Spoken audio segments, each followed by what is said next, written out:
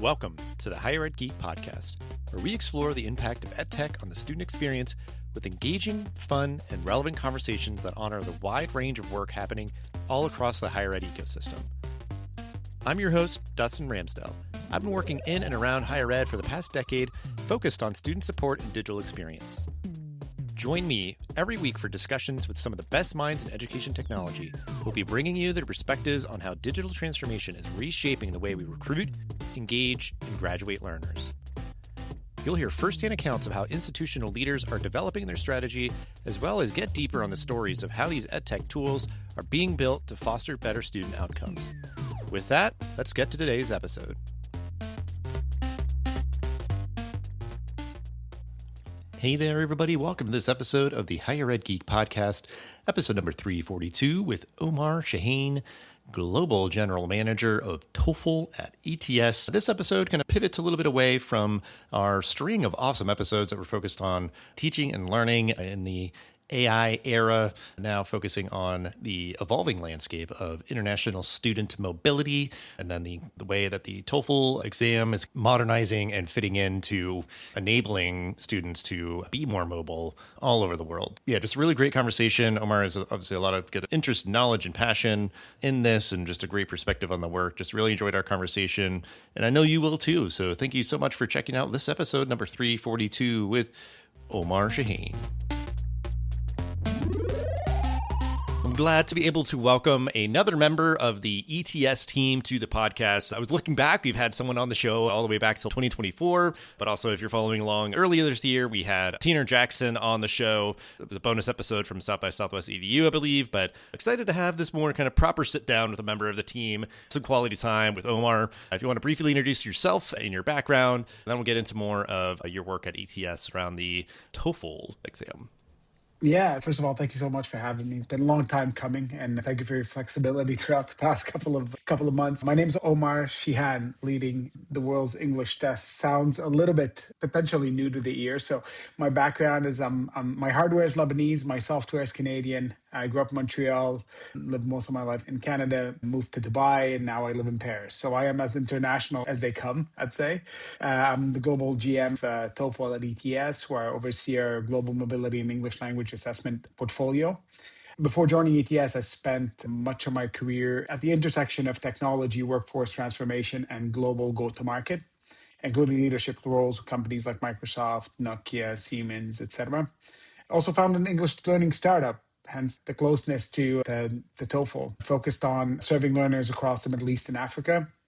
And I've seen firsthand what English proficiency could unlock in terms of access to education, to careers, to economic mobility, et cetera, et cetera.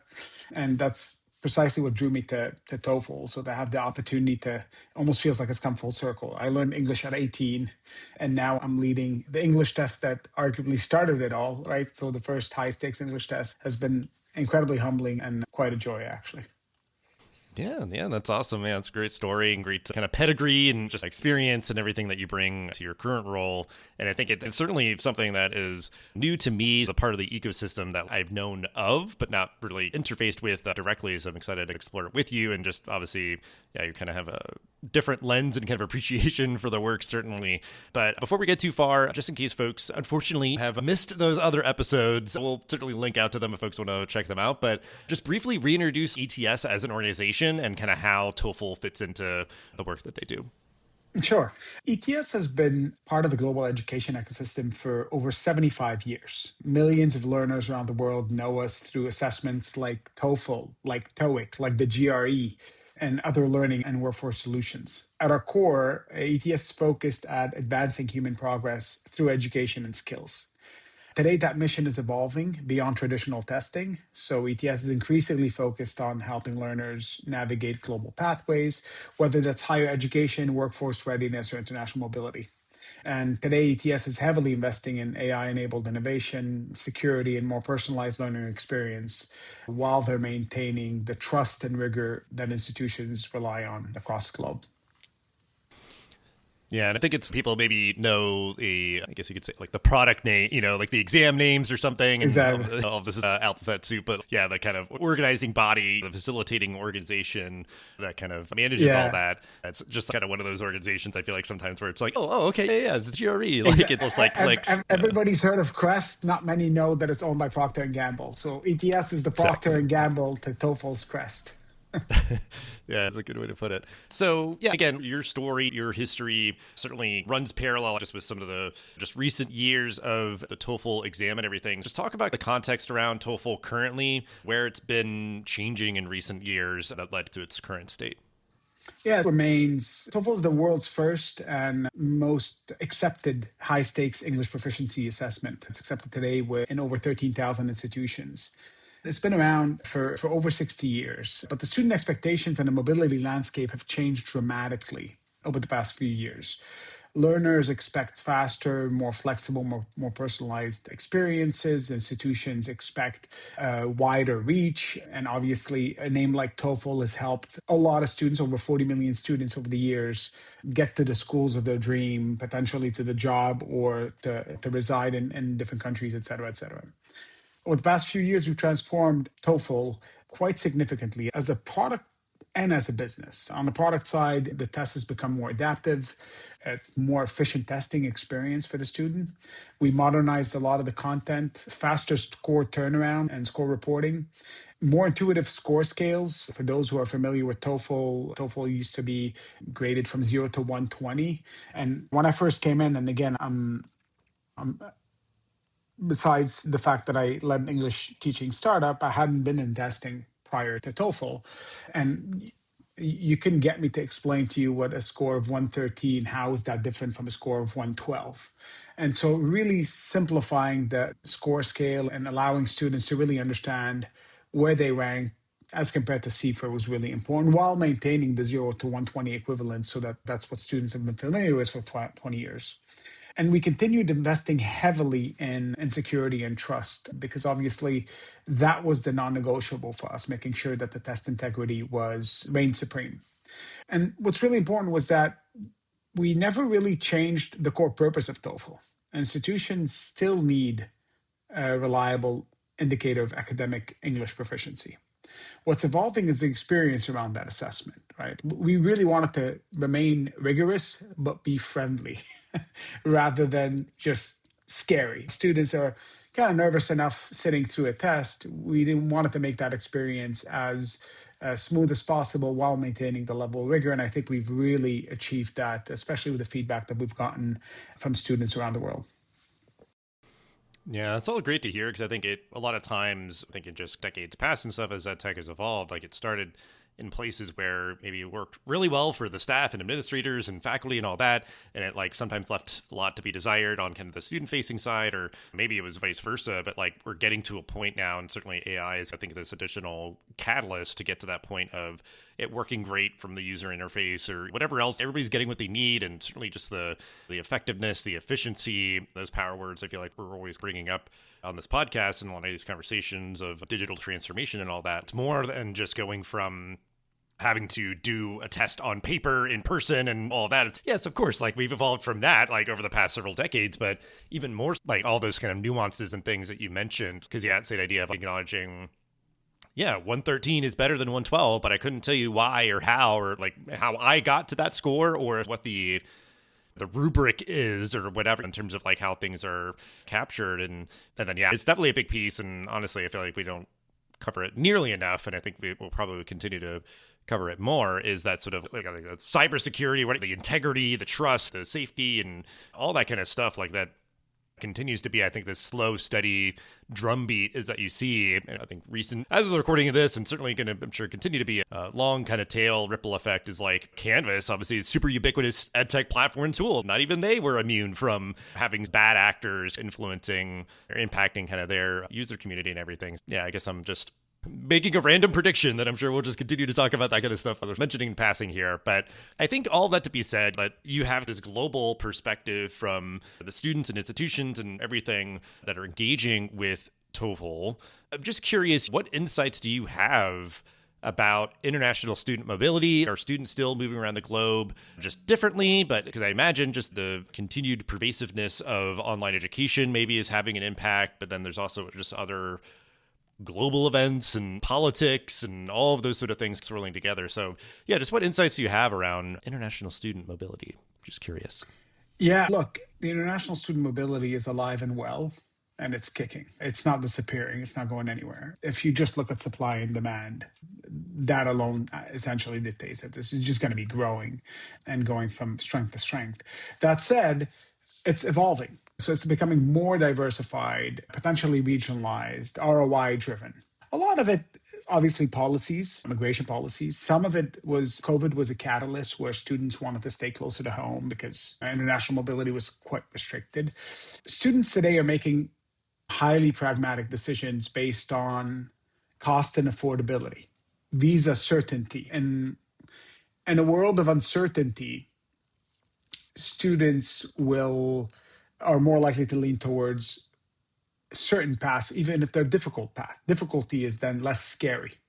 Uncertainty is the scary beast. Not knowing whether you're going to get accepted or not is really the one that students want to avoid the most, because then you get rejected and it's too late. Meaning, what do I mean by that? Meaning, historically, a student wants to go to Canada, they'll apply to 4 schools in Canada. And so now they're hedging their bets, and one of the 4 schools is likely to accept them. Today, potentially, immigration policies make it a little bit more difficult. And so instead of hedging their bets in schools within the destination, they're hedging the bets on the destinations. So now the student will apply to Canada, will apply to the US, to Germany, and to Ireland.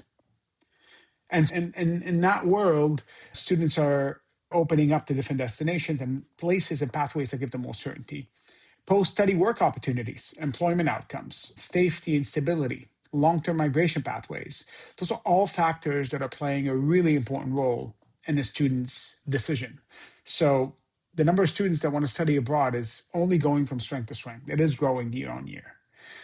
But where traditionally, for the most part, they would go to the big four, as they call them, the UK, Canada, US, and Australia. Now that pie is expanding drastically. Like, I'll give you some examples. The US, for instance, issued 31% fewer F1 visas through August 2025. Canada saw new student arrivals fall by 61%. The UK experienced declining postgraduate enrollments. Australia tightened visa security and scrutiny in 2025. But at the same time, Germany's international student population grew 33%. Indian enrollment to Germany grew nearly 187% since 2019.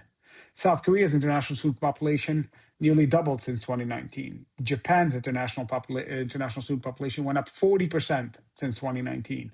Hong Kong has more than doubled. So you have, while some pathways are becoming a little bit more uncertain, potentially a little more difficult to get to, a little more expensive, others are just thriving and going after that demand because the demand is there. And the demand is essentially there are more students that want to enroll in postgrads or postgrad schools or postgrad seats where they're living for the most part. And it could be either just number of seats or the quality of the seats, et cetera, et cetera. So students really don't have a shortage of options today, and they're taking advantage of that. This episode is brought to you by Encora Connect, built with Element 451. If you've ever felt like your institution has more student data than you know what to do with, Encora Connect was built exactly for that problem. It brings together Encora's data science and EduVentures research, insights on nearly 8 million prospective students nationwide, with Element 451's AI-native CRM and Bolt agent engine. That means predictive model scores, student mindsets, parent emails, and funnel insights don't just sit in a report somewhere. They flow directly into your CRM, where Bolt agents act on them in real time. No CSV exports, no manual handoffs, no switching between 5 different systems. It's enrollment intelligence and agentic AI working together in one connected experience. To see what that looks like for your institution, head to element451.com. That's great kind of insights there. Some hard numbers and things that, put on this to make sure folks can understand the scope and scale and all that. Because I think the gut check for me is just obviously like more options is great. I think, that was part of it where, there's only a few shows in town or something, or just there things maybe just weren't aware to certain people in certain countries and different things like that. So I think, maybe yeah, the optionality is there, and that's a good thing. And yeah, I think it is just a wake up call, because I think there's a couple things on my mind of the U.S. bias or self centeredness. Is it maybe was just an assumed thing that we always have steady stream and all that of students from away coming to study here and working here and everything. And I think that's part of kind of the mix of U.S. institutions really struggling financially, is that they made these projections at some point in the past that international student attendance was going to maybe stay consistent or grow. And it's, oh my gosh, now we're like thousands short where we thought we were. And now we have to make some hard decisions. So that sort of thing. But then even just good clarifying the idea of, yeah, it's Indian students studying in Germany. It's like all that kind of stuff. Because I think sometimes people would have this presumption of like it's U.S. students going elsewhere, or it's always centered and anchored around our kind of self-centeredness at times. But yeah, I think that's just really exciting to hear, is that, yeah, there's the optionality. And I think it is a through line in so many contexts that students with that optionality are making very pragmatic decisions. And yeah, like the ambiguity is always just a really tough thing to deal with, whether it is just, am I going to be able to stay in this country long term, or using this as a segue to my next question around with testing, just with you saying like the speed of getting results, because that's a tough thing. Like you just took this like really stressful exam and now you have to sit and wait for however long for the results. It's just that's rough. But I'm just curious. So I feel like we could talk about any of these things for its entirely own episode, and certainly happy to welcome you back at some point to just talk all about like international student mobility. But I'm curious, are there any trends around like preferred modality of testing or anything like that? Because I think just for me, like I've always just been curious, following along with obviously just like the modalities of learning. Just more students are taking more online classes or studying entirely online and all that. So I've just been always following those stories. Curious, just anything that you're seeing on a global scale around the preferred modality of testing. Yeah, absolutely. But if I may, let me just touch on something that was really important that you just mentioned right before around students' preferences, and I'll definitely jump into the modality piece. Students not going to the US. So the US, first of all, has by far the biggest supply of seats worldwide, by a mile. Okay. And international students contribute billions of dollars to US GDP, because everybody thinks international student not going to MIT or Harvard is someone that's not paying the tuition fee. But that's also someone that's not going to the restaurant right next door to campus. That's also someone that's not going to the coffee shop right next door to campus. That's someone that's not buying clothes next door to the campus. That's someone, et cetera. So the contribution to students in the campus life economy almost, right? So anything in and around, those students need to eat, they need to go out, they need to shop, they need to have a glass of wine, they need to have coffee, et cetera, et cetera. All of that is where, when you have thousands upon thousands missing on each one of those university towns, small and medium businesses feel that pinch. And I think that a lot of the opposites happening in other places where they're seeing an influx of students, where those economies are thriving and small medium companies are really benefiting from that extremely dynamic group, the students, 22-year-olds. They're gonna want to go out and have fun with their friends, not just sit in the dorm and study, right? And one thing that's really important is that flexibility is now table stakes. It's not just it's not something that someone want to offer as an option. It really is a mandate. So for us, for instance, you could take the TOEFL IBT at home, in the comfort of your home, or you could take it in a test center. And I think obviously what we want to focus on, what is absolutely non-negotiable, is security in that space. So as far as students are concerned, they expect the choice. Some prefer testing in a traditional test center. Think of it like, if you ask me, would you prefer test center at home? I'll tell you at home, right? A lot easier. I don't have to worry about parking. I don't have to drive to the test center, et cetera, et cetera. But then if you ask someone in a village in India sitting in a home that potentially that has patchy internet connection, or has too many people in the home, you can't have people walking around while you're actually doing a high stakes English test. The test is going to get canceled because obviously integrity is zero tolerance. And so that student might prefer going to a test center. It's quiet, it's calm, it's fit for purpose. And so offering that flexibility across the globe is really important. It really actually increases access to students. Similarly, if the next test center is 100 kilometers away, 100 miles away from you, and you have stable internet connection and you could find a quiet place, et cetera, you're much better off doing it at home than actually hopping on a bus or trying to find a ride all the way to the test center, et cetera. And if we're looking at the modalities of the test, one thing that needs to one non-negotiable is consistency. because that's especially important where institutions are rightly asking tough questions about AI, about authentication, about assessment integrity. In a world of deep fakes, in a world of highly sophisticated cheating methods, wherever you are, like we really need to make sure that we're constantly and consistently ahead of it. This is a high stakes exam. It is not a kind of a self assessment and that you could take. You're getting visa acceptance and immigration acceptance because of how you scored on this test. And so making sure that its integrity is for us is non-negotiable. Those are table stakes. But while we do that, modalities are really important. And so how do you ensure that a test at home would be as secure as a test in a test center? First of all, AI really helps. And there's a lot of things, unfortunately, I can't get into because that's part of our secret sauce. But we've included a second camera at home so that we have different angles. And obviously we have live proctors constantly and consistently that could stop a test midway and say, do me a favor, actually do another room scan for me. What we're also seeing, besides modality, is the growing demand of experiences that feel less transactional and more learner-centric. Like they're coming for a high-stakes exam. They know what to expect. They know that we're going to test their English proficiency, but they also expect faster results. They also expect better preparation tools. They also expect better feedback. They also expect a mobile-friendly engagement. They also expect more transparency, et cetera, et cetera, et cetera. In 2026, a student needs to feel like the product that or the experience that they're going through feels of this day and age. And that transformation of TOEFL IBT, the last one that was done was in early 2000s. So you can imagine there's an entire generation. Before this transformation, TOEFL IBT existed before the iPhone came out, right? Let alone, I'd say 95% of the students that are taking TOEFL IBT today were not born when TOEFL IBT was introduced. That it's as simple as that. So really bringing that product to 2026 and it makes it a lot less stressful for the students because there's a lot of familiarity in the content and the format and the form factor, and that makes it that much more. The student will feel prepared that they're seeing something that is not potentially or examples that are not archaic. Yeah, I think those are all really good points to make because I think there's always, I guess it's like an overemphasis on just access for its own sake, which I think is important and valuable and necessary. But that idea of we just don't want more people to take the TOEFL exam. Ideally, in a perfect world, more people would take it and more people would be successful in passing it and getting towards their dreams and goals and whatever else. That idea of, yeah, we have it so you can take it online and doing our due diligence to make it a secure environment and everything and maintaining that integrity.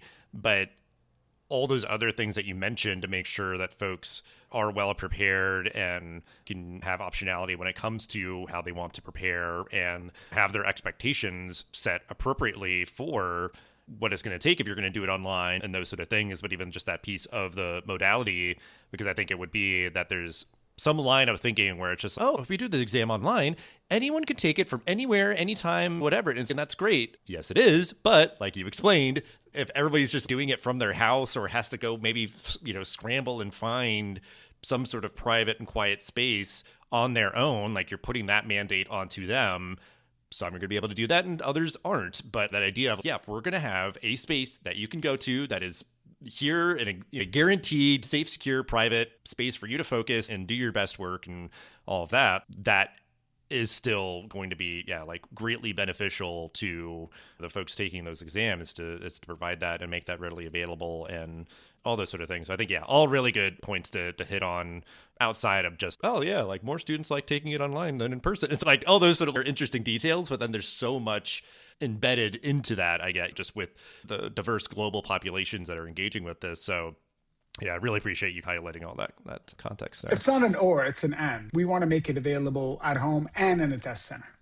At home or in a test center, you're solving one problem while creating another. At home and a test center, you're actually solving both issues. If you're in a place where a test center is right next door and you don't have stable internet connection, jump in the test center and you have that access. If you are in Copenhagen, you don't even feel like taking the metro and you have high bandwidth internet and you can have a room where it's private, et cetera, why not take it from home? The environment needs to be secure at the end. The internet connectivity needs to be stable. And But what remains true is we want you to bring the best version of yourself. And if you have an environment that makes you feel at ease, we're open for you to doing it in that environment, provided that it's secure. Because obviously, test integrity and result integrity are the main non-negotiables for us. Yes, even just what's coming up is the acknowledgement of, yeah, again, like you're very much focused on maintaining that integrity, but then that piece of, oh, it hadn't been updated in a long time, whatever. There is even this sort of like, you don't want to go down the line of thinking to be so restrictive just in the name of maintaining security and integrity. Again, it's a both and thing. We have now, especially again with AI or whatever else, like we have the ability and the opportunity and the tools to create more access, guarantee more, or not guarantee, but guarantee the safety and security and integrity and all that. But then just, yeah, allow people to be set up for success in terms of the preparation piece and just the format and environment that are taking the test. But because I guess, yeah, I was just thinking of this just crazy sort of alternate universe is the idea of, nope, we're only going to do it paper and pencil in centers and doing whatever, because it's going to be the most standard, safe, secure thing or whatever. And it's okay, that is the extreme, but like somebody would just have that very kind of conservative, restrictive mindset. But it's the idea of, yeah, in so many different ways, we have the ability now for it to be a both and versus, or thinking with a very Correct. limited perspective and everything. So it's just for me where it's just like, that's great. That's amazing. So really, really appreciate that sort of strategy that you all are following through on. But as we move on here, just for the sake of time, I'm curious if there's anything else maybe that we didn't mention in terms of just like trend lines or just anything else that you'd want to further kind of deep dive on of that's you're following, that you're working on in this space right now, or if it's any predictions of kind of what's on the horizon that you all are thinking about. Yes, look, at the end of the day, the elephant in the room here is AI. And there's a lot of conversation around how will that change education, the need for standardized testing, and what's really important is that the standardized test is becoming more and more a signal than a toll gate. It's not an obstacle, but a signal. In a world where AI is rendering ultimately intelligence ubiquitous, the ability to send a signal through a standardized test of your capability becomes more important, not less. Right now, how else will I know your English proficiency but to sit you through a standardized test? Whereas historically, you could write me an essay, or I could ask you to write a paragraph or two about your aspirations and kind of assess how you're thinking or how you construct your ideas, whereas now it's a 5-second thing on ChatGPT. And so in a world where intelligence is ubiquitous and capability is ubiquitous because of AI, it makes the need for a standardized test more important, not less. Look at the GRE. Obviously, TOEFL ETS also owns the GRE, which is essentially an aptitude test. And so in a world where intelligence is at your fingertips, really understanding your capability, your adaptability, your creativity, your aptitude becomes more important through a standardized test and not less important. And I think that's one of the things that we're seeing a lot of our institutional partners embrace even more than ever before, right? And in a world where, I don't remember the name, one of the co-founders of OpenAI actually said and I'm going to butcher the quote here, but ultimately the new coding superpower is English. Think about how important this statement is from one of the key architects of OpenAI. The new coding superpower is English proficiency. And so obviously for us, it makes our mission that much more important. It makes what we stand for, what we're doing for students, that much more consequential.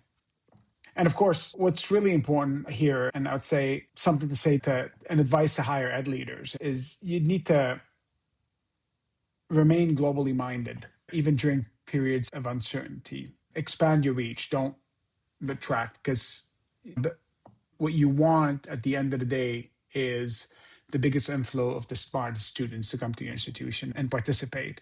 International students aren't simply enrollment numbers, they're critical contributors to research, to innovation, to economic growth, campus diversity. I think second is focus relentlessly on student outcomes. Today's learners and their families are a lot more sophisticated, where outcomes are just as important as that brand on their CV, right? If you've gone to MIT, what you really are saying is that's going to more likely land you a good job than not. And so they're focusing exclusively on what happens next, a lot more than just kind of collecting prestigious logos on their child's CV. And I think the third one's embrace innovation thoughtfully. AI and new technologies absolutely create opportunities, but the institutions must maintain trust, transparency, and human-centered design. I think that, to my point earlier, adaptability, creativity becomes superpower. Those are things that the best user of ChatGPT is the one with the most creative prompts. That's it. It's not the most intelligent. I think the founder of NVIDIA was asked a question, who's the smartest person you know? And they're like, I can't answer that today. It's the measure of intelligence is changing. Everybody has intelligence at their fingertips right now. And finally, listen closely to students. Their expectations around flexibility, speed, support, and personalization are reshaping higher education globally. I think if you look around, some universities are creating, some universities in Germany, in Japan, and South Korea, those universities are creating English programs at light speed. A lot of them, and in South Korea, as a matter of fact, if you actually take an AI program, it fast tracks you into permanent residency in the country. Now, talk about that kind of guaranteed outcomes and a focus on where the country needs to be in the next 30 to 50 years, and then how they're leveraging students to basically build on their mission and their vision. So those are really important factors that are happening around the globe, and ignoring them will be at our own demise. So it's really important for us to really listen in to what's going on and identify areas that we could contribute and that we could participate to really help shape the next 30 years rather than just wonder what went wrong or what went on. Yeah, exactly. And I appreciate you helping to bring us in for a landing, sharing some amazing bits of advice. Because I think, yeah, there's a lot of great stuff there just around, yeah, just the really broad kind of global context that all this is happening in, even then now, like the micro down to the student level or local community level of just why all of this matters and all that sort of stuff. But I think, yeah, like in that similar vein, I was like joking about a little bit, but like kind of that idea again of, yeah, just keep doing the things the way that you've been doing them for 30 years, whatever, and wonder what happened kind of thing. That could be, yeah, the institution or a community or whatever, like that you're not paying attention to things. And even just that idea, again, like creativity being that much more important. I even just think about that a lot of like having an imagination around your policies or whatever else, because that's, you're sharing like just a small snippet of an example of that's a very creative, great, amazing thing that like South Korea is fast tracking permanent residency through a like super relevant modern offering and everything. And it's not like they're the only ones that could do that. Anybody could get creative around like how can we really incentivize and really try to welcome students in for things that are necessary. And like you said, it all comes down to like supply and demand. That's what you can cut through the noise to a certain extent with some of this kind of stuff. But yeah, also just a really like interesting food for thought though with that thing that you mentioned, like the English language, coding language. That was just like, I'm like, oh my gosh, Look, yeah, that's like. there's a saying that I use quite often, but there are three types of people. In this case, you could replace them by institutions or policymakers or politicians or countries or whatever. You have those who make things happen, those who see things happen, and those who wonder what happened. And I think those three camps are existent and alive and well today. And the question to anybody listening to this is, where do you want to be? Are you going to wake up 30 years from now and say, geez, what just happened? Are you going to watch it happen in front of you and not being a part of it? Or are you going to be a key catalyst in making it happen? And I think for us, we're taking a catalyst role. We want to help accelerate that signaling for students. And we want to help students and institutions adopt and adapt to those changes and really be a key contributor in that incredibly rich ecosystem. And hopefully keeps us there alive and well and kicking for the next 60 years. Yeah, absolutely. I think that, yeah, it's a great place to kind of end it. It's either innovate, get out of the way, or people who are just like not paying attention at all. That's not obviously desirable, but I think that could be where it's, if you're intentionally not taking action because you're like, we're trying to differentiate, we're doing our own thing or whatever, that can be well and good. Or yeah, you're really trying to like follow the trend lines. That's great, but it's like, you got to avoid that third path for sure. You got to just be aware of what's going on and making smart, intentional, strategic decisions and all that good stuff. Yeah, just appreciate you so much. Just bringing your passion and knowledge and experience in this space. Ways to connect with you and ETS and TOEFL in the episode description. So yeah, just really appreciate your time. Thank you so much, Justin. It was a real pleasure. Thanks for listening to the Higher Ed Geek podcast. This show is a proud member of the Enrollify Network, home to Higher Ed's largest collection of podcasts.